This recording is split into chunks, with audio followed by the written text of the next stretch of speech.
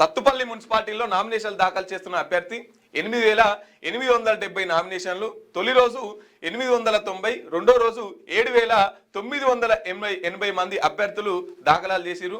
Municipal నామినేషన్లకు నేడే ఆఖరి రోజు. పెద్ద సంఖ్యలో దాఖలయ్యే ఛాన్స్. కేంద్రాల వద్ద పటిష్ట ఏర్పాట్లు. ఇక మొత్తం మీద అయితే అన్ని పార్టీల నుంచి ఎవరిని నిలబెట్టాలి అభ్యర్థుల ఖరారు అయితే జరిగినట్టు తెలుస్తా ఉంది.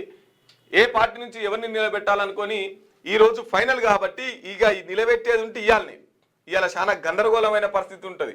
ఎందుకంటే తీరా లాస్ట్ మూమెంట్ దాకా నీకే అంటారు, అవతలోనికి బీఫామ్ ఇచ్చి వేయిపోరని వాళ్ళ నామినేషన్ అంటారు.